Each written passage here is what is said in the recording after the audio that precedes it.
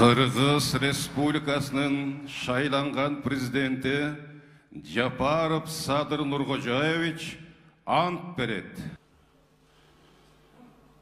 Men Japarov Sadır Nurkojoyevich Kırgız Respublikasının prezidentinin kızmatına kirişip jatıp, Kudayдын жана элимдин алдында мамлекет башчысынын ыйгарым укуктарын адилеттүү ишке ашырууга, адамдын жана жарандардын укуктарын коргоого, Кыргыз Республикасынын конституциясын так аткарууга, элибиздин биримдигин жана мамлекетибиздин бүтүндүгүн, коопсуздугун сактоого ант беремин.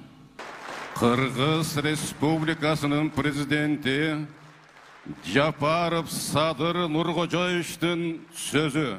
Кадырлуу кыргызстандыктар, ардактуу коноктор, алдыңарда туруп ант берип жаткан ушул салтанаттуу ирмемдерде 2000 жылдан ашуун тарыхы, ар түрдүү окуяларга бай, күнү тууган замандарда Азияны дүңгүрөтүп улуу дөөлөт курган, жаза тайып алдырган замандарда далай азап тозокту да баштан кечирген байыркы элимдин бүгүнкү тагдыры жана келечеги үчүн өтө жогорку жоопкерчилик мойнума тагылганын эң жакшы түшүнүп, бир чети бир эсе толкунданып турамын.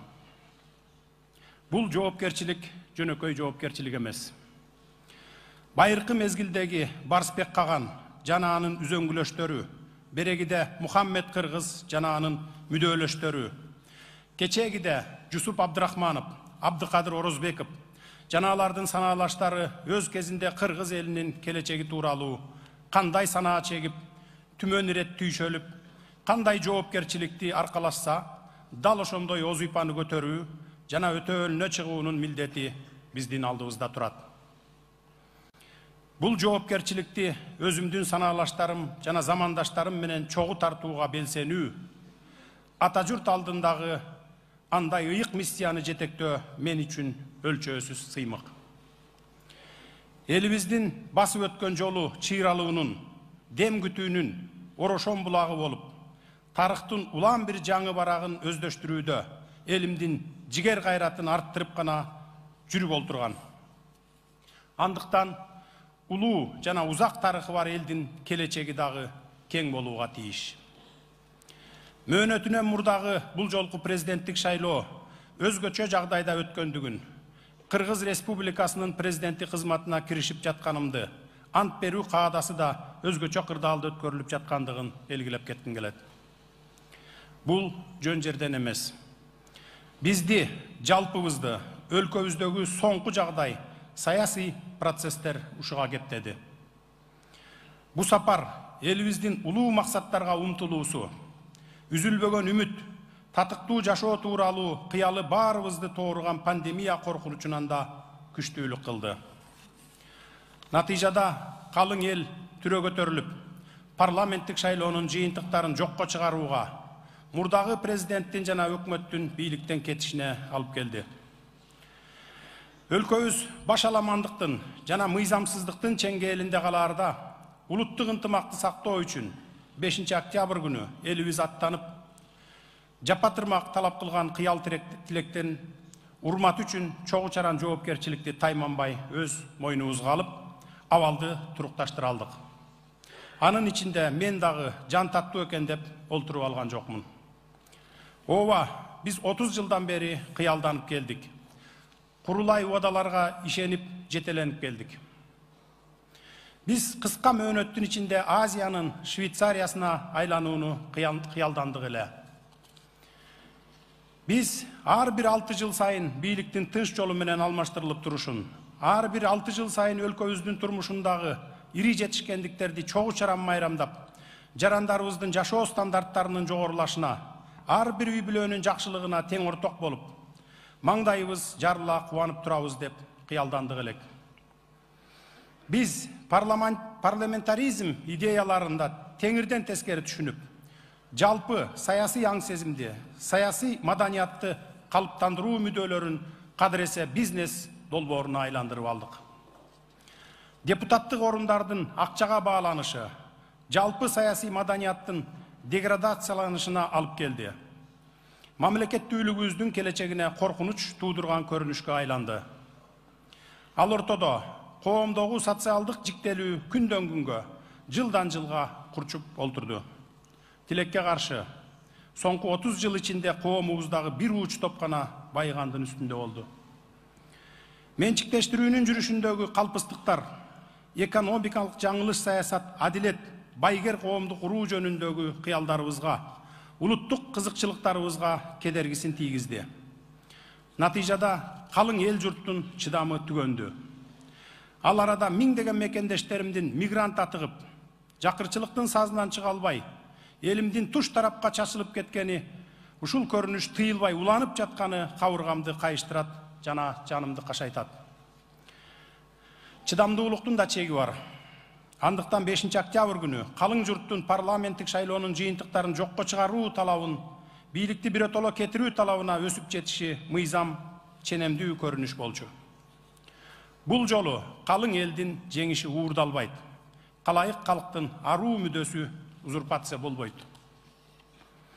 Эл журтумдун ошондогу талабын жүзөгө ашырууну көздөө менин президенттик мөөнөтүмдүн негизги мүдөө максаты болмокчу.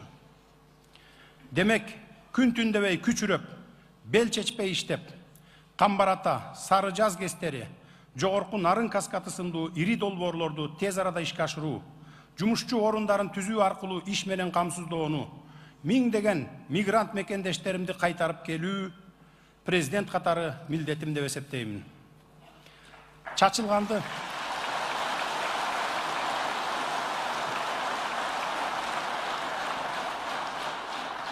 Чачылганды жыйнаган, үзүлгөндү улаган түп атабыз Долонби, берегиде бир назар би аталарымдан келаткан осуятты урматтаган ата уулу катары Оз Уйпам деп санаймын.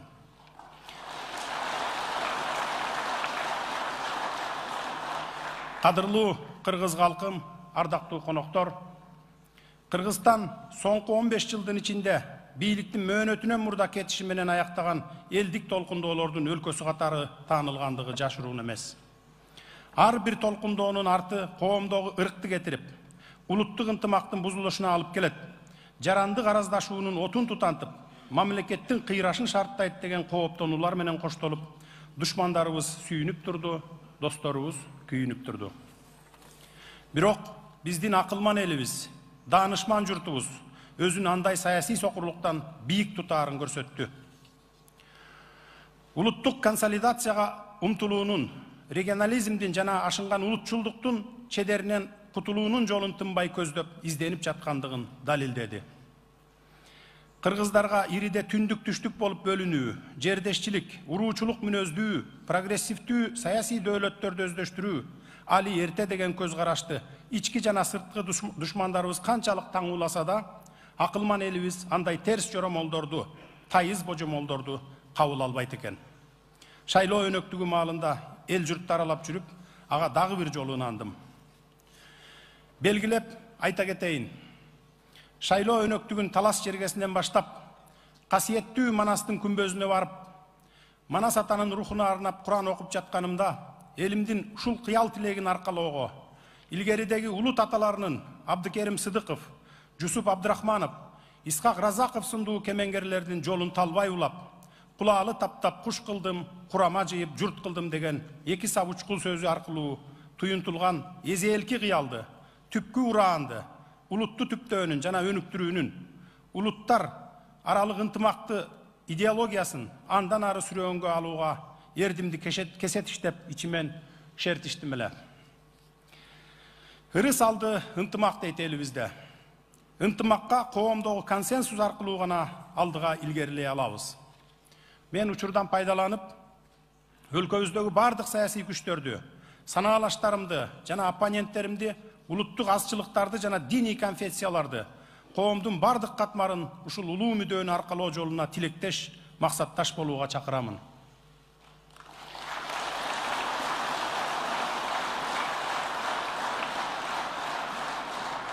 Ардактуу коноктор, кадырлуу кыргызстандыктар, элимдин ар бир патриот, мекенчил уул кызы кыялдангандай эле, мен дагы Кыргызстандын экономикалык жактан ыкчам өнүккөн, адам укугу урматталган, мыйзам үстөмдүгүнө умтулган, жаштары келечекке оптимизм менен караган эркин жана кубаттуу өлкөгө айланышын кыялданамын.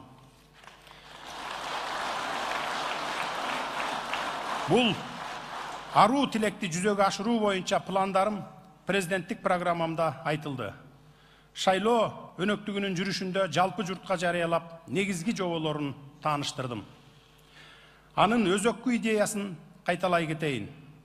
Менин президенттик кылган жылдарым экономиканы калыбына келтирүүнүн жана ыкчам өнүктүрүүнүн, ишкердүүлүктү, экономикалык жаратмандыкты туш тараптан колдоонун, элибиздин жашоо стандарттарынын кескин жогорулашынын жылдары болуп калууга тийиш.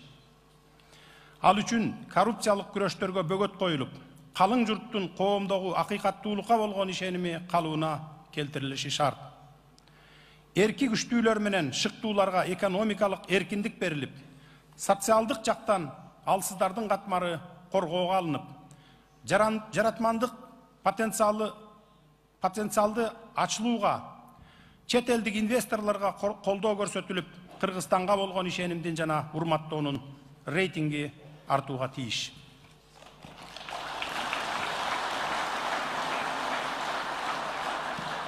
Экономикалык өсүш, улуттун маданиятын өнүгүшү, элибиздин рухий эргүүсү менен ери шаркак жүрүшү абзел. Элибиз таланттуу эл.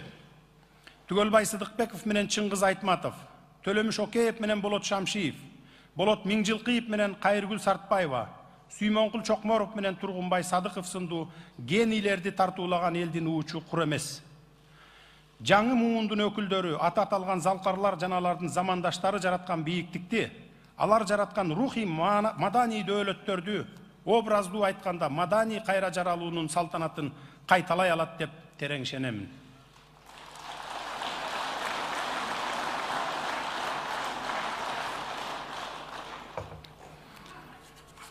Маданий кайра жаралуунун жаңы толкунун көрсөм 21 кылымдын кыргызы катары арманым болбосо эле.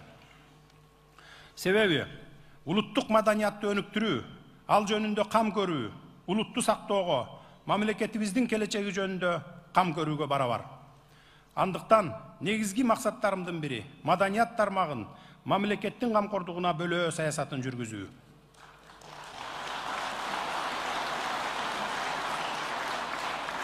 Өлкөбүздүн экономикалык өсүшү, маданий кайра жаралуусу, стабилдүүлүк, алыскы жана жакынкы коңшуларыбыз менен ынтымакта болгон жагдайда гана ырааттуу түрдө ишке аша алат. Кыргызстандагы саясий окуяларга кылдат байкоо салып, олку-солку кылган окуяларга чын дилден кабатырлануусун билдирген, оор учурда бир туугандык колун сунган өлкөлөргө, ириде Орусияга терең ыраазычылык билдиребиз.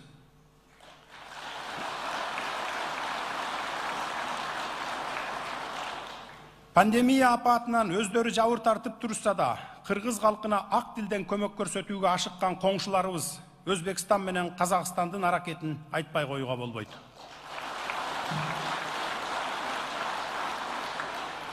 Бул өлкөлөр менен тамырыбыз менен тарыхыбыз жалпы, тагдырыбыз дагы жалпы.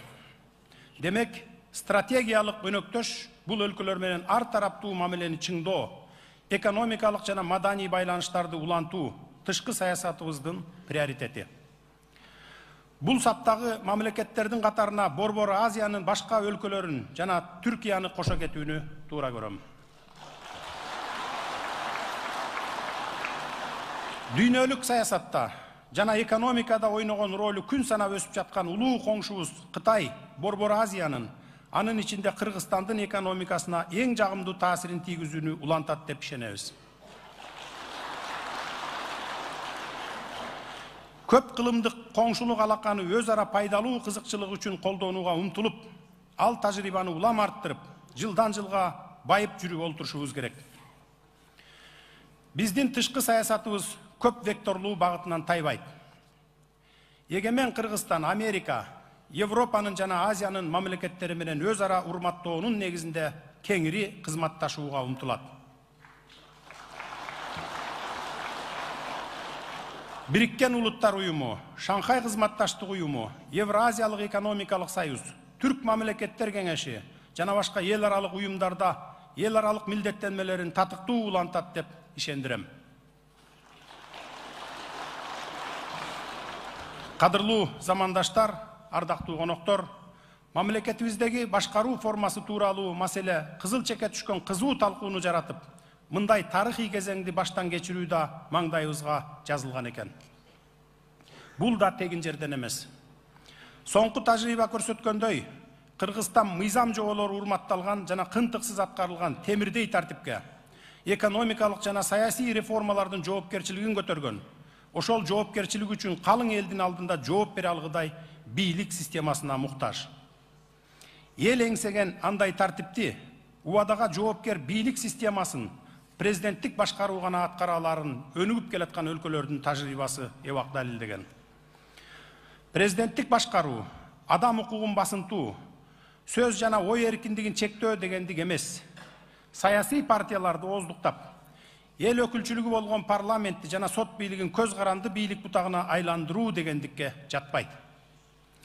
Тар, өзүмчүл кызыкчылык үчүн элибиздин байлыгын тоноп, уул кыздарын кордоого аракет жасаган жеке басарлык, үй бүлөлүк башкаруу эмнеге алып келерин, аягы эмне менен бүтөөрүн жакшы билебиз. Ошондуктан дагы бир мертебе кайталап кетейин. Президенттик башкаруу калың элдин алдында керт башы менен жооп берүү.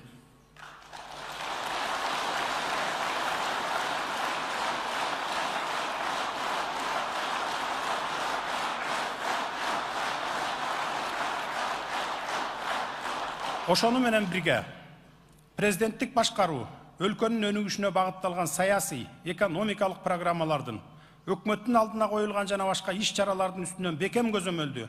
Ошол иш-чаралар үчүн жооптуу структуралардан иштин натыйжасын талап кылууну да билдирет. Биздин максат мыйзамдын диктатурасы өкүм сүргөн, адилеттүүлүк үстөмдүгү салтанат курган алпейим коомду куруу. Урматтуу мекендештер, биздин бүгүнкү абалыбызды канааттандырарлык деп сыпаттагандан алысмын. 30 жыл бою топтолгон 5 миллиард долларлык ички сырткы карызыбызды толук төлөө милдети да менин багыма президенттигим башталган мезгилге туш келди. Ал ортодо коронавирус пандемиясы да республиканын бюджетине кескин түрдө кедергисин тийгизди. Энергетика тармагындагы абал катастрофалык кырдаалга кептелип, 137 миллиард сом, 1,5 миллиард доллардын тегерегинде карызы бар экен. Албетте мындай абалдан чыгуу өтө оор кыйынчылык менен коштолоору айкын. Ошондуктан менин алгачкы президенттик жарлыктарым кризистик жагдайдан чыгуу, экономиканы жандантуу чаралары камтылууга багытталат. Ал чараларды жүзөгө ашырууда эрки күчтүү элибиздин дем күчү, колдоосу кубат берет деп терең ишенем.